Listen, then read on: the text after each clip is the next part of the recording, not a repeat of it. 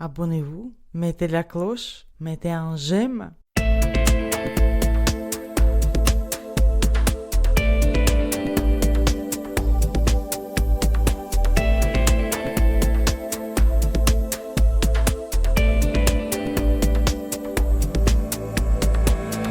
Bonjour et bienvenue sur Oxitude pour l'hebdo Oxitude 433. Ouh là là, nous sommes le 11 décembre 2025 au soir. Arrêtez de le boire. Hein. Oui, ou que je m'y mette. Et bien, on va faire le tour de l'actu nouvelle techno et accessibilité. Ce qui s'est passé cette semaine, et pour ça, eh bien, on part du côté de Moscou. On salue Jacques. Salut Jacques. Salut. Tu vas bien ? Oui. Tranquillou. Contrairement à toi, je suis sobre. J'ai pas la voix. Mais moi, je suis sobre. 133 pâteux, moi. Mon problème, c'est que je suis sobre. Ça doit être ça. Ah, et toi, François, dans le nord, là-haut, vous êtes sobre aussi. Ouh là là, comme des chameaux. Salut Philippe, salut Jacques, salut à tous. Effectivement, oui, nous, on est toujours sobre dans le Nord, c'est bien connu. C'est une de nos marques de fabrique d'être sobre. Partout en France, on est sobre. Hein. Partout, ouais, partout. Enfin, bon, ça va bien aussi, François ? Oui, parfait. Bon, parfait. Tranquillou.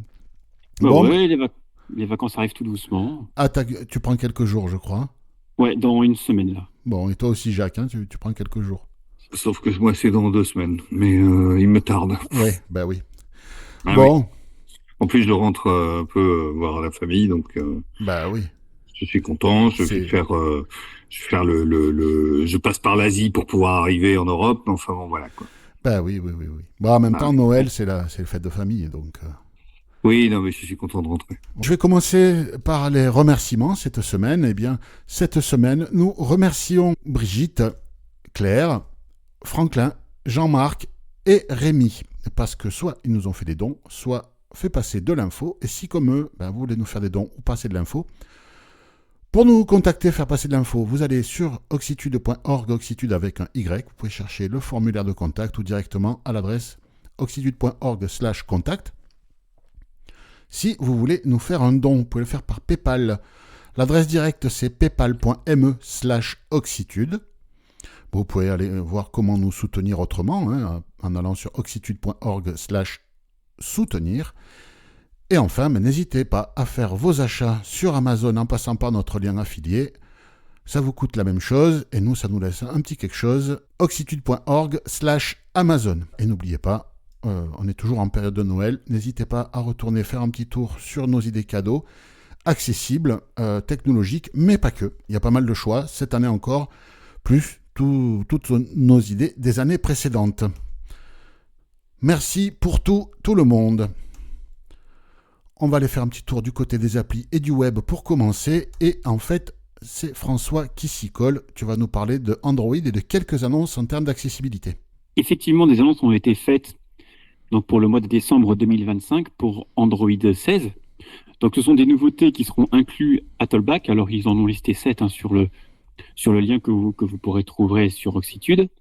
Alors la première, moi, qui m'a, disons, plutôt frappé, c'est la possibilité d'utiliser la dictée vocale en effectuant un double tap avec 2 doigts, donc sur Tollback, un peu à la manière de VoiceOver sur iOS, c'est-à-dire que vous pourrez invoquer la dictée vocale de n'importe quel champ de texte avec ce raccourci. Donc double tap avec 2 doigts. Donc je pense que ça ne devait pas exister auparavant, ou alors je pense qu'il fallait... ça fait que 50 ans que ça existe sous iOS. C'est ça, exactement. Peut-être qu'ils avaient un autre geste. Ouais. Donc là, effectivement, ça arrive, donc c'est plutôt une bonne chose.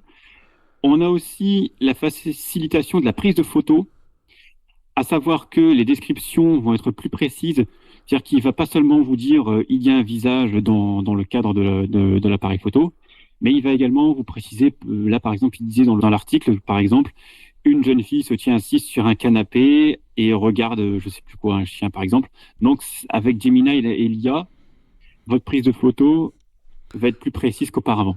Ouais, alors ça, je ne sais pas s'il y a beaucoup d'intérêt. Techniquement, d'accord, c'est bien. Mais non. Est-ce que ça apporte quelque chose pour cadrer une photo quand on ne voit pas ? Bon. Je sais pas. Peut-être. Je sais pas. Moi, j'en prends jamais. Donc, ouais, c'est pareil. En tous les cas, ça, c'est les 2 nouveautés, disons, qui donc, concernent plus les non-voyants purs, on va dire. Après, il y a aussi l'amélioration, une meilleure prise en charge du thème sombre, aussi, pour les malvoyants. Donc, de ce qu'ils disent, ça va assombrir de façon plus systématique les applications. Donc, apparemment, il y aurait une meilleure lisibilité pour les malvoyants. Bon, ça, Ça, après, je laisserai nos amis malvoyants dire ce qu'ils en pensent. Il y aura aussi, pareil pour les malvoyants plus, une meilleure prise en charge des sous-titres aussi, qui seront plus immersifs, donc ce sera plus facile de les lire, etc. Et encore quelques nouveautés, typiquement les clics pour ceux qui utilisent des souris externes. Apparemment, ils vont également mettre en place des raccourcis euh, qui feront que pour les personnes qui ont des problèmes de dextérité ou de motricité, vous allez pouvoir personnaliser les clics que vous faites avec ces souris-là. Ils ont amélioré également l'accès en mode main libre à votre téléphone. Et donc, avec un seul raccourci vocal et Google Active, par exemple, je ne sais pas moi, Voice Access, par exemple, donc l'accès vocal, vous pourrez contrôler votre téléphone par la voix. Et enfin, il y a une meilleure prise en charge de certains appareils auditifs, notamment ceux, donc par exemple, ceux de la marque, enfin, c'est pas une marque d'ailleurs, mais c'est plus un protocole, Starkey et Demant. Alors, D-E-M-A-N-T. Donc, je ne sais pas, je pense que c'est plus pour ceux qui ont des appareils auditifs, peut-être des protocoles, des choses comme ça, mais en tous les cas, il y aura une meilleure prise en charge pour ces appareils-là, Bon. Ouais, c'est pas notamment sur mal. la connexion. Ouais. Ouais, on voit que Android, enfin Google, fait des mises à jour très régulières de l'accessibilité. Les utilisateurs de smartphones sur Android n'ont pas à attendre 1 an pour voir les nouveautés arriver chaque année. Ils en ont tout au fil de l'année. C'est très bien. C'est ça, c'est que D'autres même, éditeurs pourraient s'en inspirer, hein, je dis ça. Ouais. Mais bon, ils n'ont pas que ça à faire, il faut qu'ils fassent des chansons, on va en reparler. Jacques, une info Oui, de Claire. présent. Oui, une info de Claire pour une application qui s'appelle Live Read. Je sais pas comment on dit. Moi, l'anglais et moi, ça fait deux. Donc, c'est un truc qui s'appelle Live Read et c'est une application, en fait, qui, alors, je l'ai pas, j'ai pas eu le temps de la tester pour vous dire la vérité. Je l'ai chargée, je l'ai téléchargée. C'est une application gratuite qui, vous pointez la caméra quelque part sur quelque chose que vous voulez lire et voilà, ça le lit. Bon, alors moi, évidemment, la première chose que j'ai qui m'a intéressé, c'est savoir s'il y avait du multilinguisme. Et je pense que ça a l'air compliqué. Mais j'ai pas regardé plus que ça. Donc voilà. Mais en tout cas, ça, c'est un truc simple. C'est un peu comme Seeing AI en mode texte court. C'est un peu le même principe. C'est un peu le même principe. Alors, vous avez déjà Seeing AI qui fait ça, effectivement. Mais là, c'est une appli qui ne fait que ça. Parfait. À tester, c'est gratuit après tout. Hein. Oui. Bon, Si vous ça avez mange pas de pain. Exactement.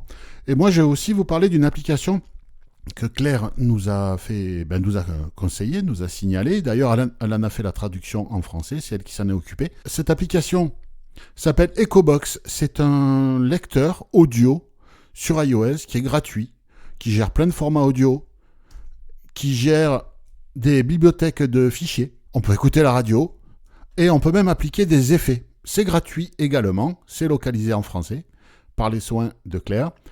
Donc voilà, si vous cherchez une appli pour lire de la musique, ben c'est là, une de plus. Je sais pas, vous utilisez ce genre de truc ou plus du tout?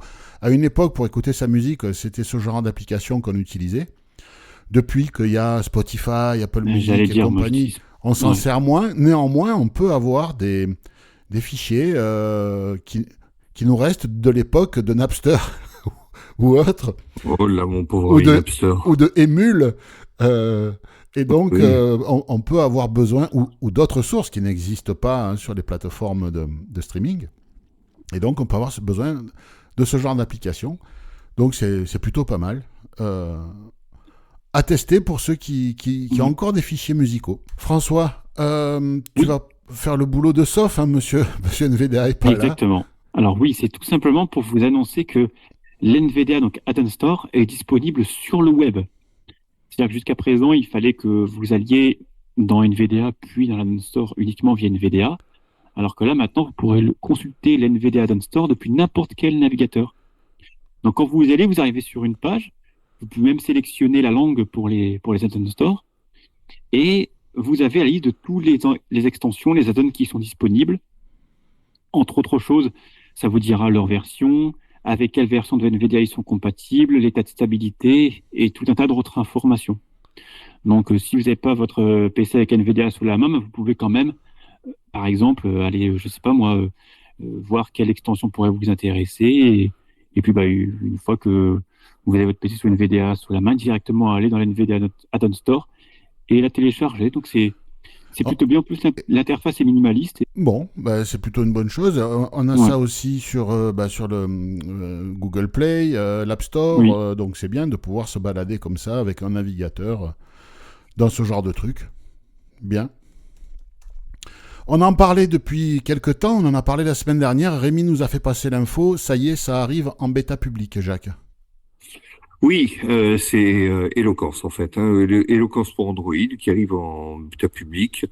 Voilà, alors c'est pas gratuit, hein, c'est 2,60 €. C'est sur abonnement, 2,60 € par mois, 26 € par an. Voilà. Donc on gagne Et 2 mois si on prend l'abonnement annuel. si on prend l'abonnement annuel, exactement, et vous avez les mêmes voix qu'iOS en fait. C'est ça. Voilà. Oui, on en parlait la semaine dernière. On savait que ça serait payant. On ne savait pas quel prix ça serait. Là, Rémi nous a fait passer l'info. Donc, pour les aficionados de Eloquence, ça revient sur Android. On est en bêta. Vous pouvez aller l'installer dès à présent. Il y a le lien sur la page du podcast.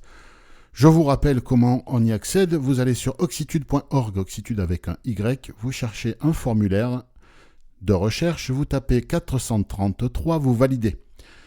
C'est le numéro de cet épisode. Et sur la page des résultats de recherche, vous allez tomber sur sur Hebdoxitude 433. Vous validez et vous allez arriver sur la page de cet épisode avec tous les liens et en particulier le lien vers Google Play pour télécharger Eloquence pour Android.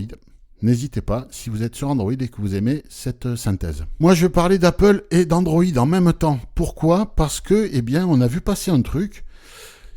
C'est qu'ils font une collaboration, Apple et Android, quand même les deux frères ennemis, hein, Android et iOS, pour faciliter la migration d'un système à l'autre. Je suis sur iPhone, j'achète un Android, c'est le bordel pour passer mes contacts, mes calendriers, etc., etc. Ou le contraire, je suis sur Android, je veux aller sur iPhone, c'est le bordel pour mes contacts. Il existe des services, des applications à installer, et là, ça sera disponible directement depuis l'initialisation du smartphone.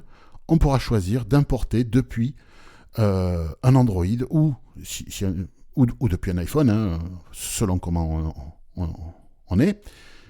On ne sait pas encore les données qui seront proposées pour cette migration d'un écosystème à l'autre, mais on peut imaginer que par rapport aux services tiers, il y aura beaucoup de choses. On peut peut-être même imaginer des applications. Par exemple, une application comme WhatsApp, Waze, ce genre d'application, Google Maps, pourquoi pas. Vu qu'elles existent sur les deux plateformes, on peut même imaginer que ça se transfère. À ce moment-là, on retrouve les applications qu'on avait sur iPhone. On va retrouver, si elles existent, les mêmes sur Android déjà installés après cette migration. Alors, ce n'est pas une certitude, mais c'est une hypothèse. En tout cas,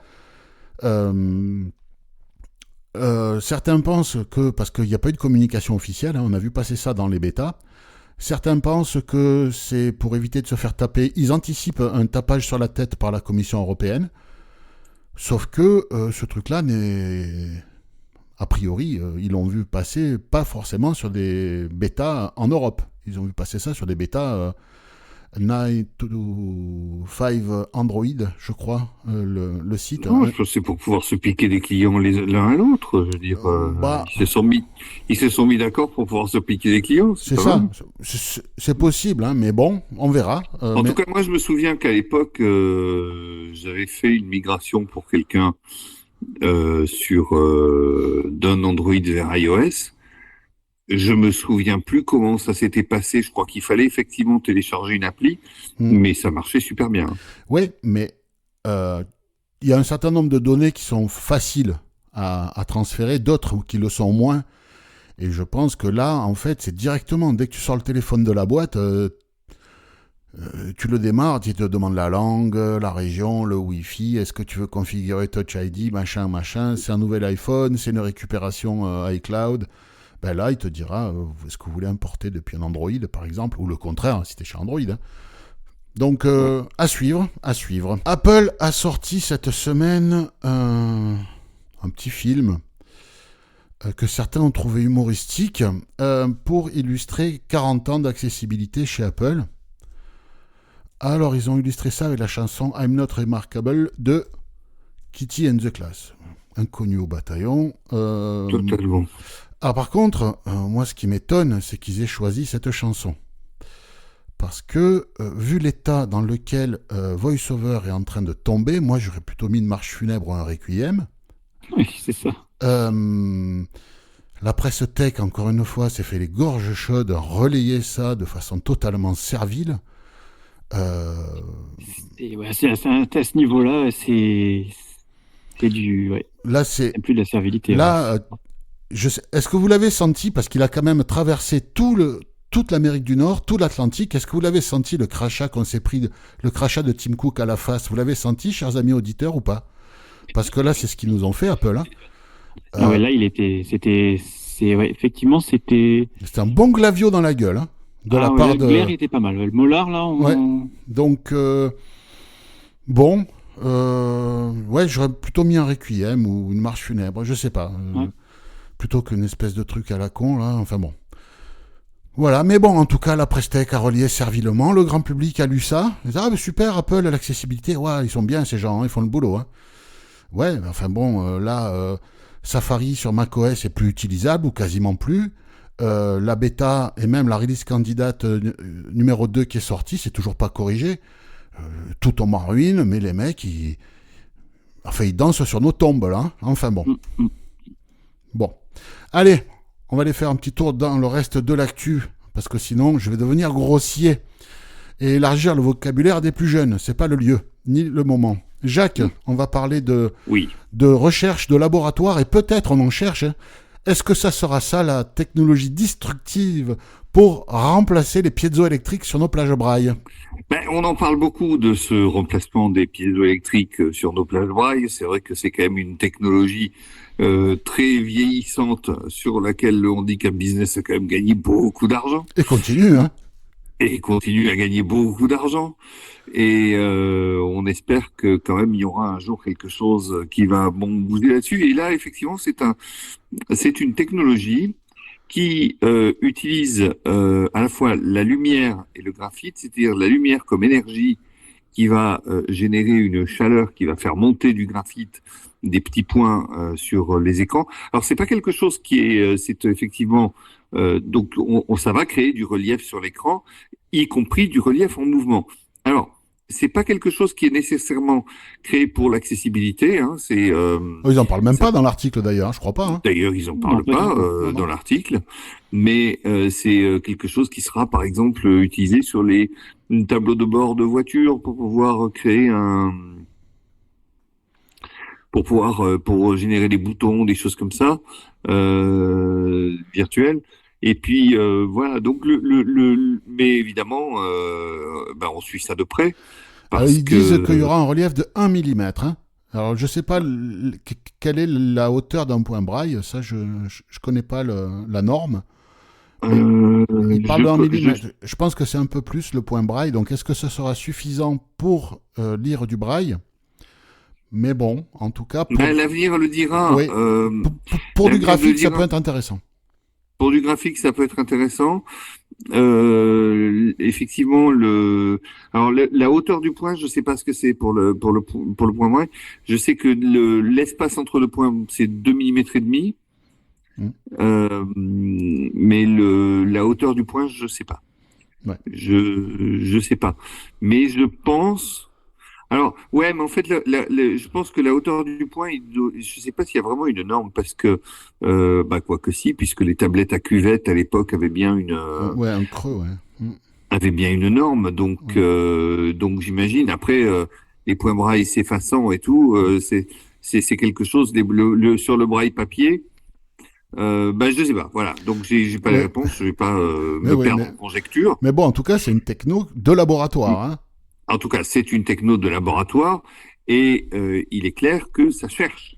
Ouais. Voilà, ça cherche. Ça cherche Donc, pour l'industrie. Mais moi, j'avais vu passer une technologie, alors c'était du vrai haptique, hein, c'était pas un système optique, optomécanique, c'était un système vraiment haptique. oui, alors que là, c'est mécanique. Ben, c'est La petite, optomécanique, c'est du- hein, donc c'est ça, Ouais. c'est la lumière et de la mécanique.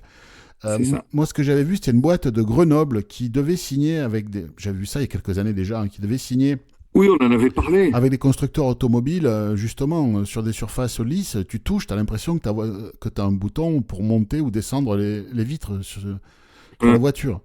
Et quand tu appuies, tu sens un peu comme sur l'iPhone 7 à l'époque. Quand tu cliques, en fait, il n'y a rien qui bouge, mais tu as l'impression que ça bouge. C'était le même principe. Donc, on sait faire du relief virtuel, entre guillemets. Ouais, enfin, moi, ça, j'ai jamais vu. Hein. Mais C'est-à-dire que sur. pour le braille, pour l'instant, personne n'a testé et ça serait peut-être intéressant de tester Ouais. pour voir s'il n'y a pas quelque chose à faire.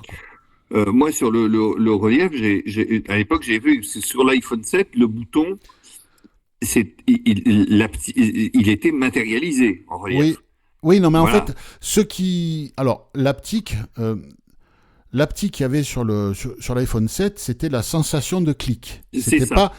C'était pas une C'était forme. la sensation de mouvement. C'est Mais ça. c'est tout. Voilà.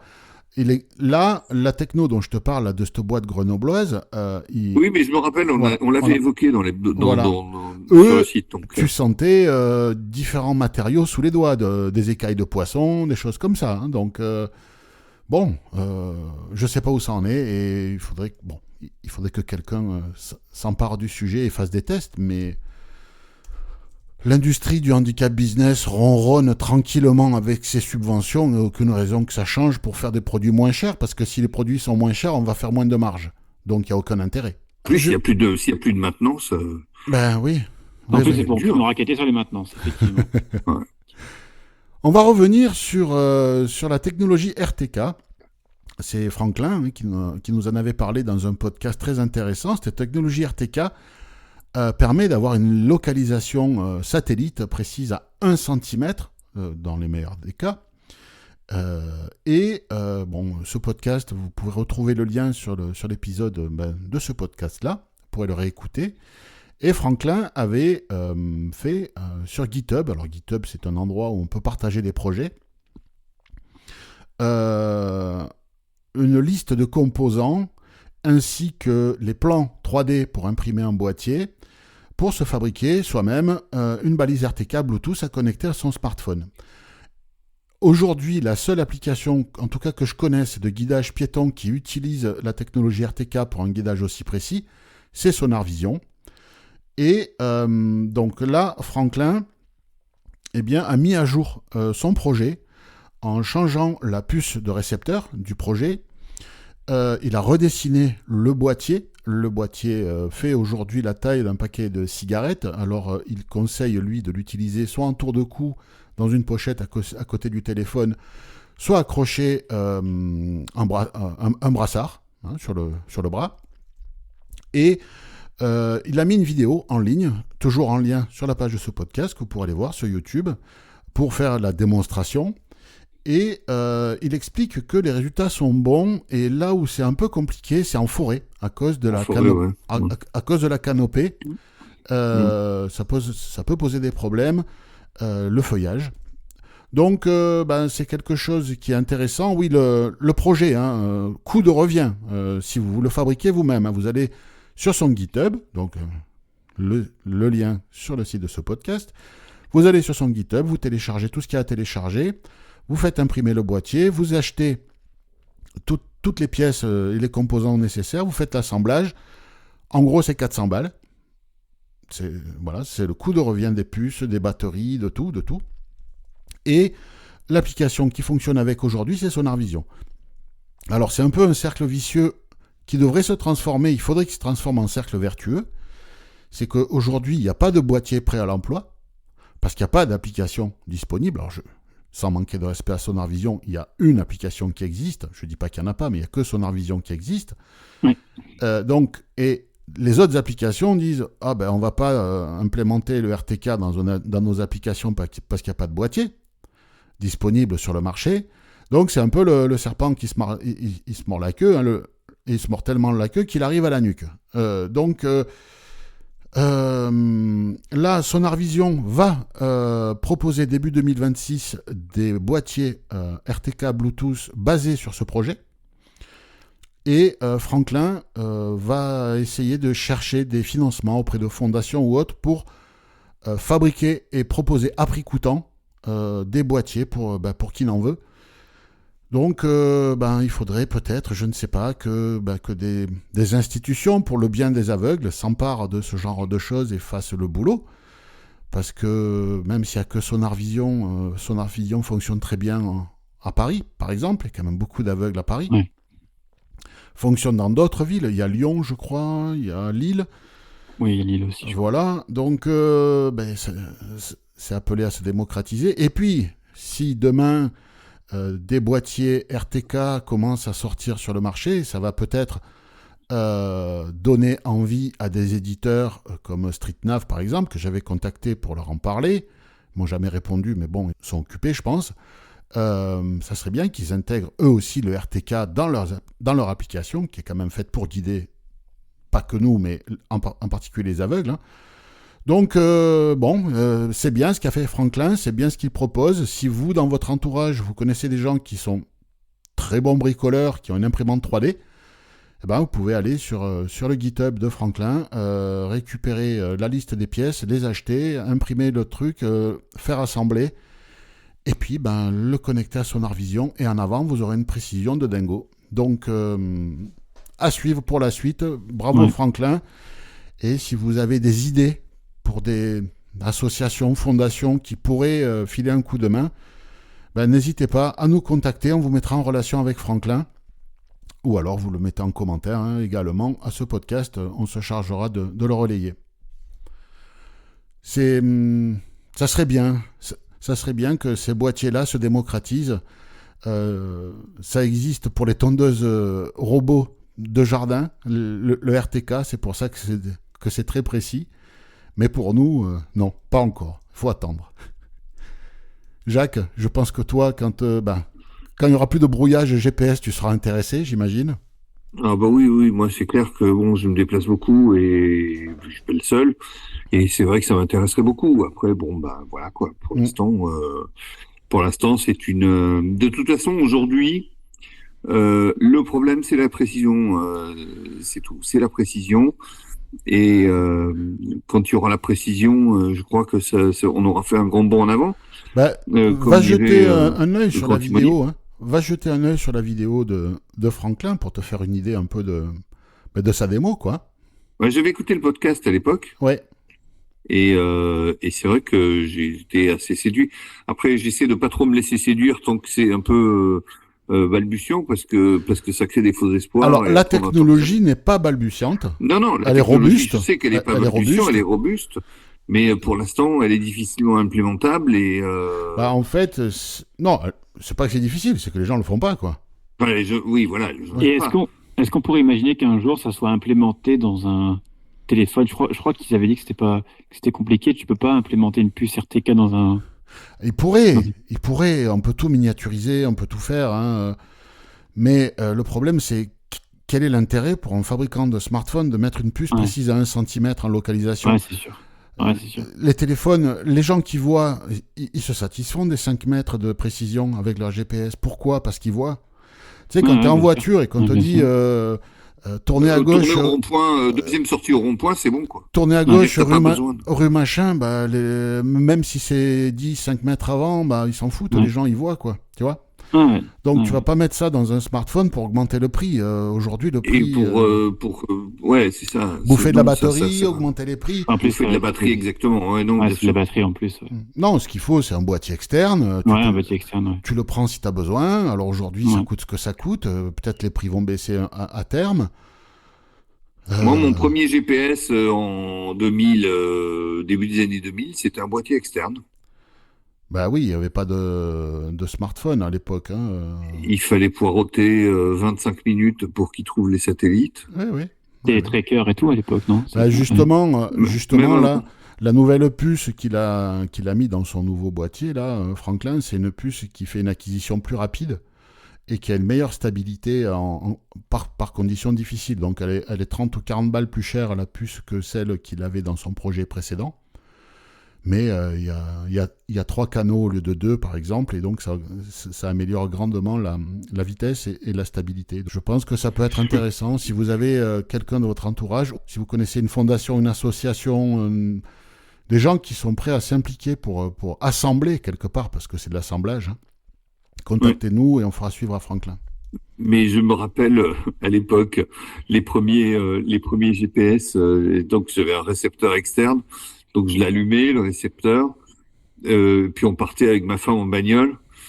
Et puis putain, le satellite ça arrivait pas. En fait, on arrivait à destination avant que les satellites soient repérés. Voilà. Ben, ça a bien évolué tout ça. Bien sûr. Ouais. Ouais. Enfin, bon, écoutez, je crois qu'on a fait le tour pour cette semaine. François? La foire aux questions. Oui. Alors, la foire aux questions cette semaine, pas de questions. Aucune question n'a été posée cette semaine. Donc, je vous explique la procédure si vous souhaitez vous-même poser une question. Donc, il faut que vous fassiez un fichier audio, une question par fichier audio. L'audio en question ne doit pas faire plus d'1 minute 30. Vous devez l'enregistrer dans un endroit feutré, donc mettons, pour être caricatural, une voiture à l'arrêt, c'est très bien. Moi, comme ça, il n'y a pas de... Au milieu d'une résonne pas. pandorie, Voilà. Au milieu des manteaux et les pantalons. Exactement. Et une fois que le fichier est enregistré, vous l'envoyez à l'adresse courriel suivante, faq@oxitude.org. Et on diffusera la question dans les Doxitudes et où l'équipe ou les personnes en commentaire y répondront. Voilà, mais n'hésitez pas. Bon, bah écoutez, quoi de beau prévu ce week-end? François, par exemple, tiens, puisque tu as la main. Écoute, très clairement, samedi, on s'entraîne au kayak. Bon, Et dimanche, repos. bon bah écoute, tranquille. Et toi, Jacques? Moi, c'est mon avant-dernier week-end avant les vacances, donc je vais commencer un peu à préparer. En plus, on nous promet de la neige, Bon, donc je pense que je vais me calfeutrer. bon bah écoute, bon cafeutragement alors. Voilà. Et toi nous, on n'a pas grand-chose de prévu, sauf que si on a décidé ça tout à l'heure, samedi soir, on va se faire une fondue au fromage. Ouais, c'est bon ça. Voilà, parce que merde, voilà. C'est la saison en plus. Parce que c'est la saison et puis c'est tout quoi. Buvez pas d'eau avec, hein. Comment? Buvez pas d'eau surtout avec, hein. Pourquoi? Il faut jamais boire de l'eau avec la fondue. Enfin, si tu veux être malade, Ah oui, ben non. parce que ça fait une boule, tu sais, dans l'estomac. C'est ça. Et après, ça fait comme le sénateur, voilà. Non, il faut jamais boire d'eau. Non, sérieux. Hein. Oui, je sais. Jamais boire d'eau avec la fondue. Non, mais Et- écoute, ok, ça va pas forcément avec, mais en fait, si, il y a quelques blancs en Costière du Gard qui vont bien. Bon, certainement, pourquoi pas des bons viogniers, du tout comme ça va très bien.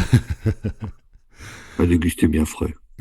Exactement. Bon, Voilà. écoutez, en tout cas, merci de m'avoir accompagné, chers amis. De rien. Chers De amis rien. auditeurs, portez-vous bien. N'hésitez pas à partager, commenter, mettez des pouces, des étoiles, des plus, des notes, des commentaires. Tout ce que vous voulez. Vous en mettez tout partout. Et puis, on se voit bientôt sur Oxitude. Portez-vous bien. Salut. Ciao. Salut.